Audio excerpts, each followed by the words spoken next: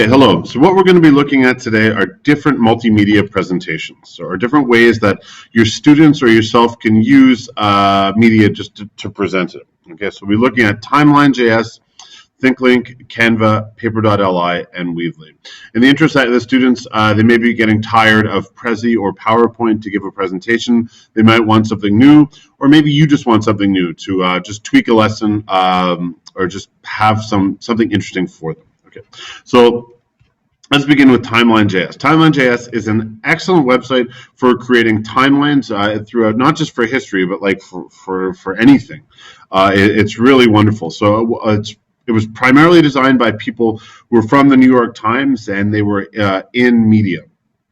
They were in print media. So what you can do is for this, it's a little complicated to use when it comes to, but essentially you go to the website and then you get access to a Google Doc. And in the Google Doc, you put the date in and then any other information. But what you get after is this wonderful timeline that you can embed with YouTube videos, Wikipedia links, websites, Google Maps, Flickr photos, lots of different stuff. So how it works, you've got to get your sources. So you create your spreadsheet. You have to publish on the web. You have to get the code. And then you bring that back to here, and then you embed the code on this website, and that finally gives you your timeline. So it will be somewhat of, not a challenge the first part, but it just takes a few steps. So I wouldn't give it to an entire class, maybe for students or maybe for yourself or for students that are high achievers.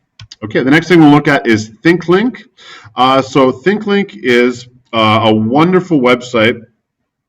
So it's a way you can just create interactive images on something like that. So what you'll be doing is you'll be given one image. So what you can do is just put one image on your page or on your projector, and then that image will be embedded with videos, I don't know, shopping websites, Facebook accounts, but for education, it could be photos, articles, different resources, your PowerPoint presentation. All of this stuff can just be over one photo.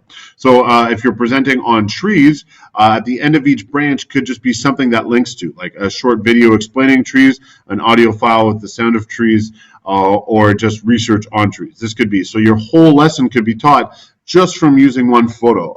And if you wanted your slides uploaded from Google Drive, they can be on there as well. It's a very interesting way to turn just something simple into something much more complex. Next, we'll look at Canva. Canva is extremely interesting. Okay, so we'll come back to Canva. So paper.li. So for paper.li, sorry, let's just do this.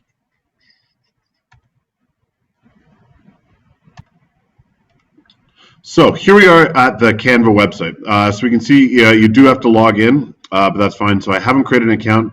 But what I found here is just an example of what you're going to see on the Canva website. So it's a wonderful way for students to be more creative. So you're given a blank platform, and then you can just drag and drop backgrounds, different text formats, different layouts. And it's a wonderful way to make slides or any sort of thing you want to do that involves text or anything like that. So they can even create pictures with drawing tools. So Canva is an excellent website for students who are looking to become more artistic. So this with Will Ferrell is pretty entertaining. So if they wanted to create their own slides and transition between them, that can all be done on Canva. And then how you transition between them can be done there as well. It's an excellent resource. So this one, the paper.li, is a very excellent creating your own online newspaper in minutes.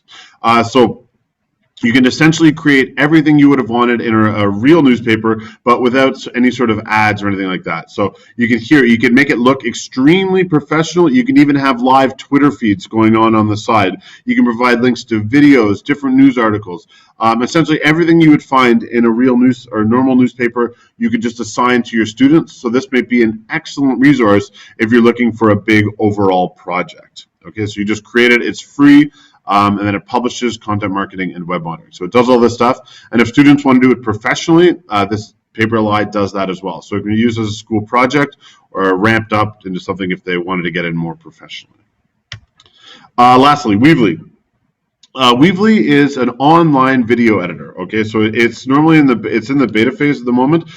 They create GIFs, but they're trying to break into the education market.